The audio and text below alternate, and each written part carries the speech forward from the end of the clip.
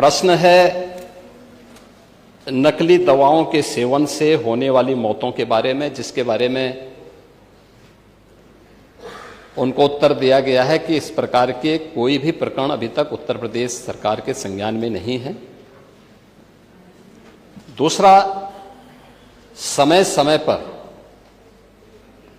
इस दिशा में खाद्य सुरक्षा और औषधि प्रशासन विभाग के द्वारा छापेमारी की कार्रवाई भी होती है। उत्तर प्रदेश के अंदर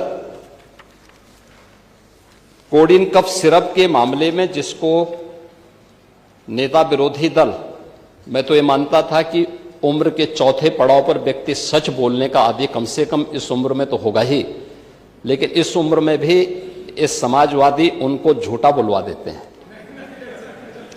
इस उम्र में तो कम से कम उसे झूठ मत बुलवाओ भाई,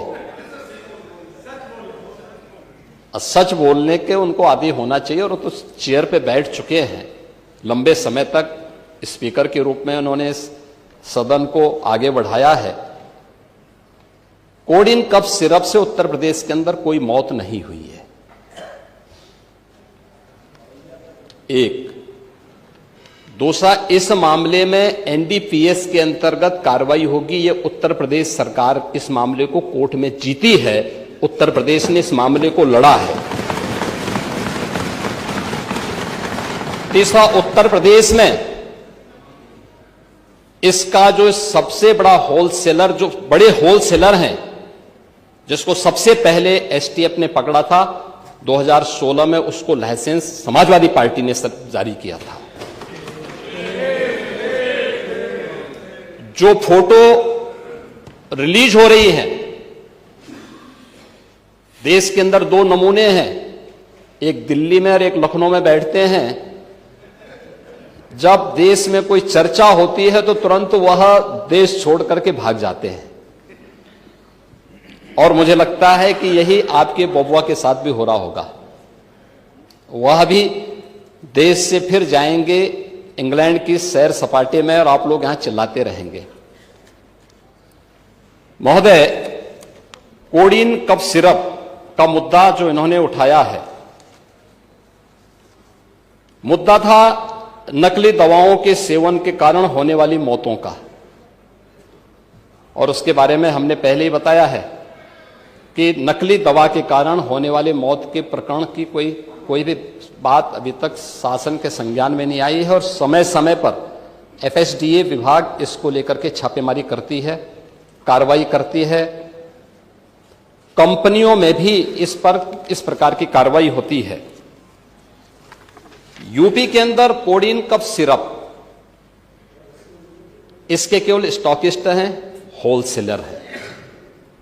इसका यहां पे प्रोडक्शन नहीं होता है।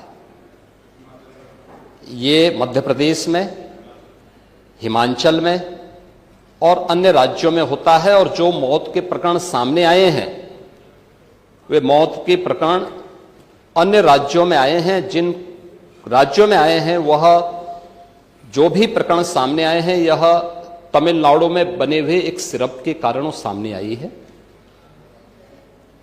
ये पूरा प्रकरण इलीगल, यानी इसमें एडिटेशन का भी नहीं है, यह इलीगल डाइवर्जन का है। इस डाइवर्जन के माध्यम से इन होलसेलर ने, जिसमें सहारनपुर का भी है, गाजियाबाद का भी है, वाराणसी का भी है, लखनऊ का भी है और कानपुर का भी है, इन लोगों ने इसको उन देशों में पहुंचाया है, उन राज्यों में पहुंचाया है जहां मद्य निषेध है, लेकिन वहां पे नशे के आदी लोगों को इसको लेने की एक आदत सी है, तो वहां पर उसका दुरुपयोग किया गया है। जबकि बिना चिकित्सीय परामर्श के इसका सेवन नहीं हो सकता, खासतौर पर बच्चों के लिए। एडल्ट भी चिकित्सीय परामर्श से ही इसका सेवन करता है। कौन ऐसा व्यक्ति है जिसने कफ सिरप नहीं लिया? खांसी होती है, हर व्यक्ति लेता है, लेकिन चिकित्सीय परामर्श से उसमें लिखा जाता है। क्योंकि पढ़ाई लिखाई से आप लोगों का कोई वास्ता है नहीं, इसलिए आप लोग हमेशा इस प्रकार की बातें करते हैं। अब बात पहले अब सुन लीजिए ना, आपने पूरी बात बोली तो हम लोगों ने आपकी बात सुनी। आप लोग चिल्लाते रहे तब भी हम आपकी बात सुनते रहे। अब कम से कम हमारी बात तो सुन लें। ये कार्रवाई सरकार ने की है और सरकार ने इसके लिए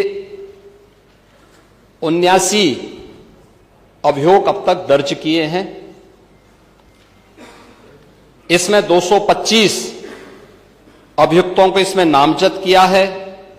78 अभियुक्त अब तक गिरफ्तार हुए हैं।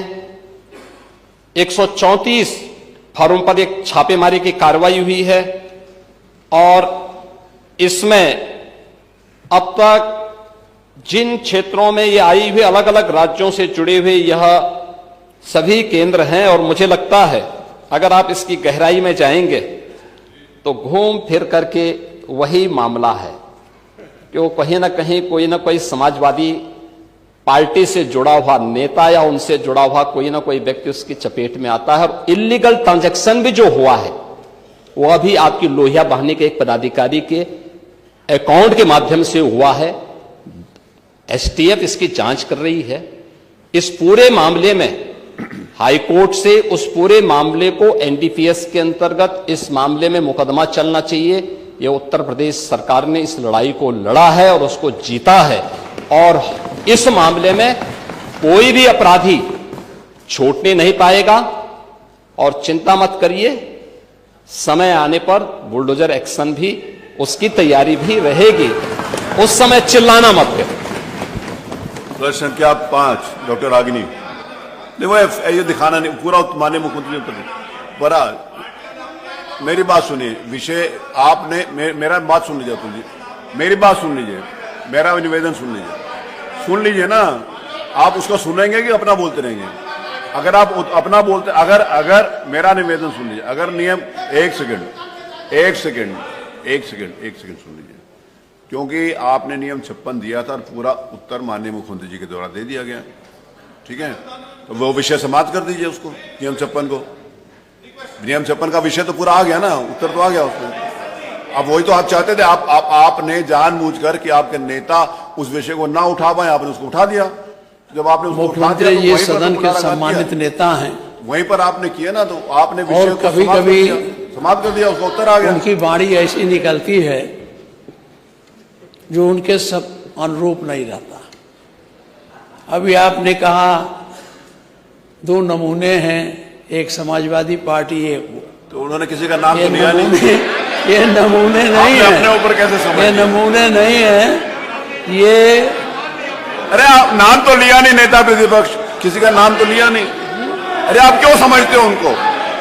देखिए मैं माननीय अध्यक्ष जी, किसी का नाम नहीं लिया, नहीं किसी का नाम मुख्यमंत्री जी आप समझते रहिए, किसी का नाम नहीं। देखिए जो विषय सामने आया था, जिसको घुमा फिरा के उत्तर प्रदेश की जनता को इस मंच के माध्यम से गुमराह किया जा रहा है। मान्यवर बार बार ये कहा जा रहा है कि मौतें हुई और हम कई बार इस बात को वो कर चुके हैं। माननीय मुख्यमंत्री जी ने जितनी बड़ी कार्रवाई बड़े बड़े लोगों के खिलाफ की, अभी आपके सामने मान्यवर बताया भी। और इस सिर्फ से उन मौतों का कोई मतलब नहीं है मान्यवर।